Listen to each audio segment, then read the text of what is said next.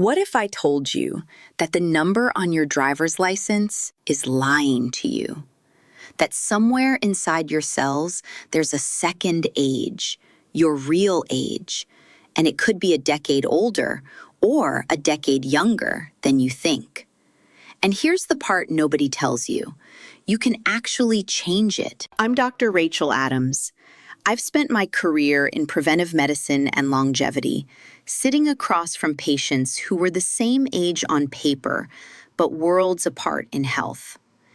The science of biological aging finally explains why and what to do about it. In the next few minutes, you'll learn the real difference between your chronological and biological age, the tests that actually measure how fast you're aging, and the proven free strategies that can slow and in some cases reverse your biological clock.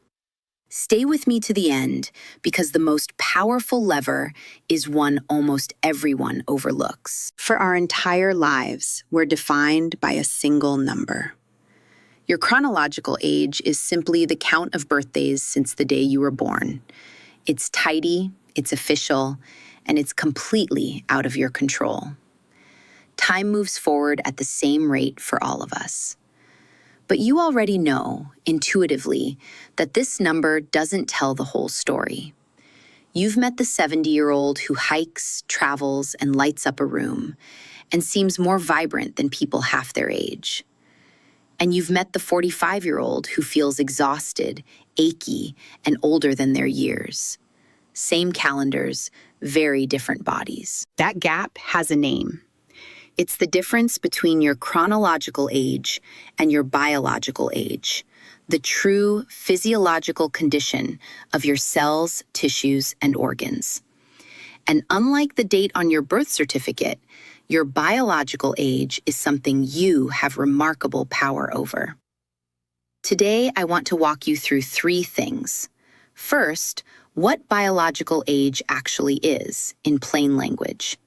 Second, how scientists measure it, and which tools matter for everyday people like you. And third, the everyday habits that research shows can wind your biological clock backward. None of this requires a fortune, a lab in your basement, or a miracle pill. Let's get into it. Let me give you an analogy I use with my patients. Think about two cars that rolled off the assembly line on the exact same day. One was garaged, gently driven, regularly serviced, and kept out of the salt and sun. The other was driven hard, skipped oil changes, and sat out in every storm. 10 years later, they have the same model year, but they are not the same car. Your body works the same way.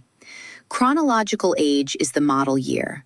Biological age is the actual condition under the hood, shaped by your diet, your movement, your sleep, your stress, your environment, and yes, partly by your genes. Here's the encouraging part, and it surprises almost everyone. Your genes are not the main story. Research on aging consistently suggests that genetics account for a minority of how we age, often estimated at roughly a quarter, while lifestyle and environment account for the majority. In other words, you didn't simply inherit your aging trajectory. You're writing most of it yourself, every single day, with the choices you make. When biologists talk about why we age at the cellular level, they point to a set of underlying processes, often called the hallmarks of aging. Things like the slow accumulation of damage to our DNA, the shortening of protective caps on our chromosomes, the buildup of worn-out zombie cells that won't die properly, low-grade chronic inflammation, and our cells' declining ability to produce clean energy. You don't need to memorize that list. The key insight is this. Nearly every one of those processes is influenced by how you live. They are not a fixed sentence. They are a set of dials, and many of them are within reach. So if biological age is real, how do we measure it? This is where the science has gotten genuinely exciting over the last decade. Let me break it down into three layers, from the high-tech to the everyday. The first layer is epigenetic clocks. Your DNA doesn't change much over your lifetime, but the chemical tags sitting on top of it do. These tags, a process called DNA methylation, act like dimmer switches, turning genes up or down. As we age, these patterns shift in remarkably predictable ways. In 2013, researchers built the first epigenetic clock that could estimate a person's age from these methylation patterns alone, often within just a few years. Newer clocks, with names like PhenoAge, GrimAge, and Dunedin Pace, go further. Some don't just estimate your age, they estimate the pace at which you're aging right now. That distinction matters. It's the difference between a photo and a speedometer. The second layer is telomere length. Picture the plastic tips on the ends of your shoelaces that keep them from fraying. Your chromosomes have something similar, protective caps called telomeres. Every time a cell divides, they get a little shorter, and when they get too short, the cell stops working well. Shorter telomeres have been associated with aging and age-related disease.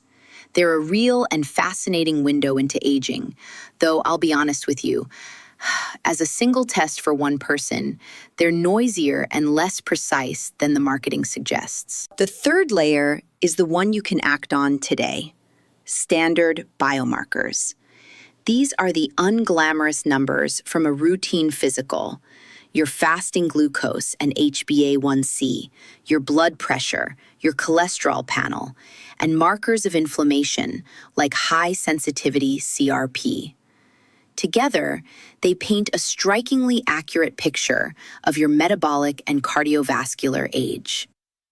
Add a few functional measures: your grip strength, how fast you can walk, your cardiorespiratory fitness, and you have a powerful, low-cost dashboard of how your body is really doing. And here's my honest take as a physician. You do not need an expensive epigenetic test to start. For most people, your standard blood work plus a few simple fitness measures will tell you the most important things.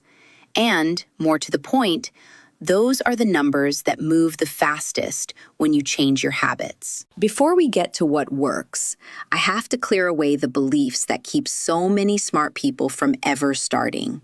Because in my experience, it's rarely a lack of willpower that holds someone back. It's a handful of myths. Myth number 1, it's all in my genes, so why bother? We just covered this, but it's worth repeating because it's the most common excuse I hear. Yes, genetics play a role, but the research is overwhelmingly clear that daily behavior carries more weight over a lifetime. Your genes may load the gun, as the saying goes, but your lifestyle largely pulls the trigger. Myth number 2. I'm too old to change anything now. This may be the most damaging myth of all, and the data simply does not support it. Studies on exercise, nutrition, and even social connection show meaningful improvements in health markers in people in their 60s, 70s, and beyond. Your body is responsive at every age. The best day to start was decades ago. The second best day is today. Myth number 3. I need expensive supplements, gadgets, and treatments. The wellness industry would love you to believe that longevity is something you purchase. The truth is almost insultingly simple. The interventions with the strongest evidence behind them are largely free. They're the things your grandmother told you. The reason we ignore them isn't that they don't work. It's that consistency is harder to sell than a pill. So let's talk about what the evidence actually supports. If I could give you only 5 things to focus on, these would be them. Notice that not one of them requires a prescription. Lever 1, move and build strength. This is the closest thing we have to a miracle drug, and I don't use that phrase lightly.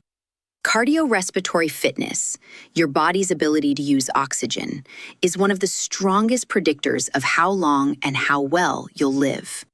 Large studies have linked higher fitness to substantially lower mortality risk. But here's the nuance most people miss. It's not just cardio. Resistance training protects your metabolism, your bones, your balance, and your independence as you age. And the recipe isn't extreme.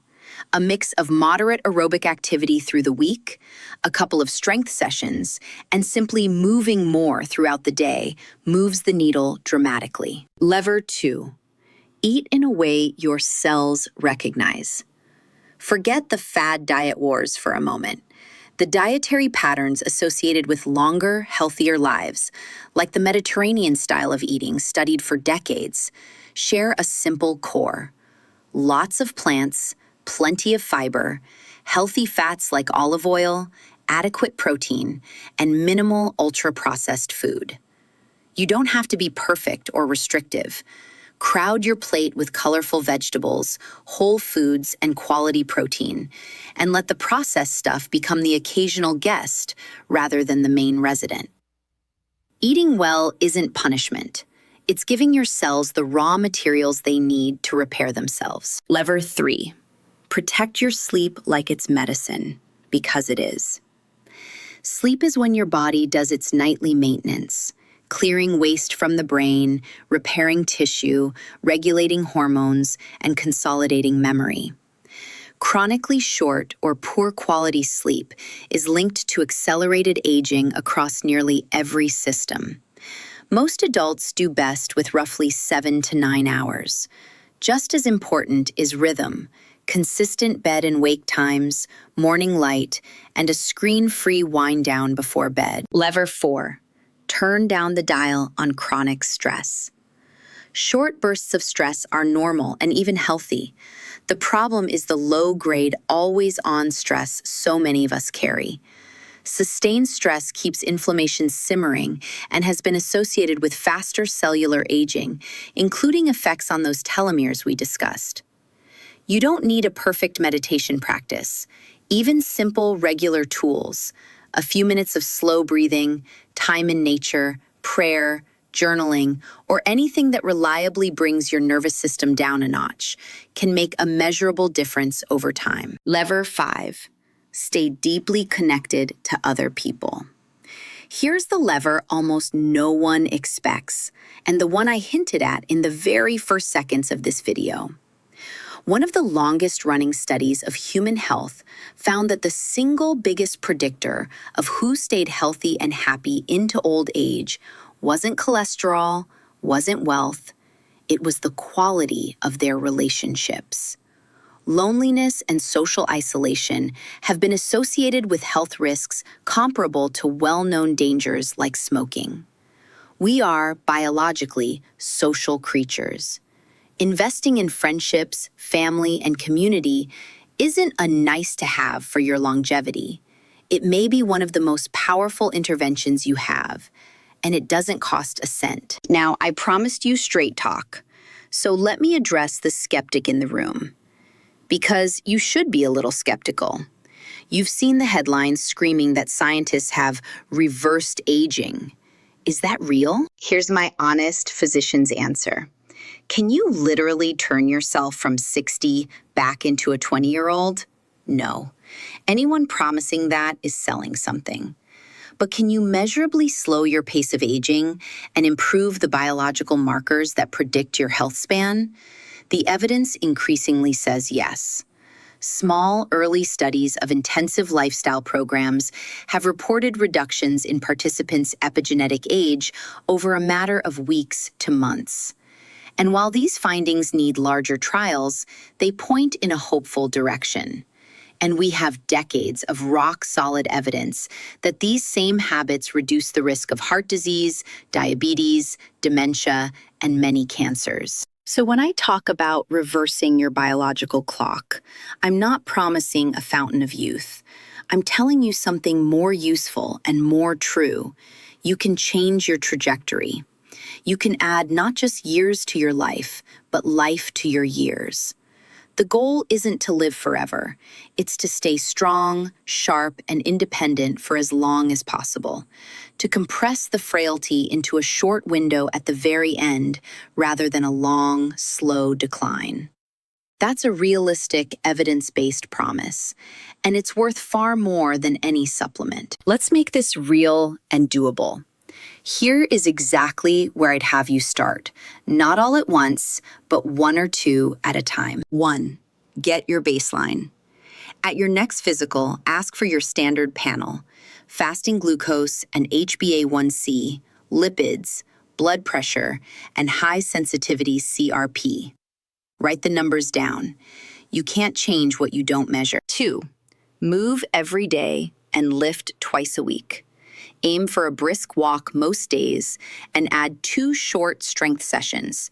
Even bodyweight squats, push-ups, and a few simple exercises count. Build the habit before you worry about intensity. 3. Upgrade one meal. Don't overhaul everything. Pick a single daily meal and make it plant-forward, fiber-rich, and built around whole foods. Let that become automatic. Then upgrade the next. 4. Set a sleep anchor. Choose a consistent bedtime and wake time. Yes, even on weekends. And protect the last 30 minutes before bed from screens. Get sunlight in your eyes within an hour of waking. 5. Schedule connection and calm. Put one real, in-person social connection on your calendar this week. And pick one tiny daily practice, 5 minutes of slow breathing or a short walk outside to down-regulate stress. 5 levers, none of them expensive, all of them backed by science. Start with the one that feels easiest, because the habit you actually keep beats the perfect plan you abandon. So let's come back to where we began. The date on your driver's license is fixed. You can't negotiate with the calendar. But your biological age, the real living condition of your body, is not a sentence handed to you. It's a story you are writing, choice by choice, day by day. You don't need to be perfect. You don't need to do all 5 things flawlessly tomorrow. The science is forgiving, and your body is responsive. Every walk, every good night's sleep, every shared meal with someone you love is a small deposit into a stronger, clearer, more alive version of you. Your real age was never the number you thought it was. And now you know it's a number you get to influence. That's not just hopeful, it's powerful. And it starts with the very next choice you make. If this gave you a new way to think about your health, do me a favor, hit that like button, because it really helps this reach more people who need it. Subscribe and turn on notifications so you don't miss the next video, where I'll break down exactly how to read your own lab results like a longevity doctor. And I'd love to hear from you. Drop a comment telling me which of the 5 levers you're starting with this week. I read them, and I'll reply to as many as I can. Take care of that one body you've got. I'll see you in the next one.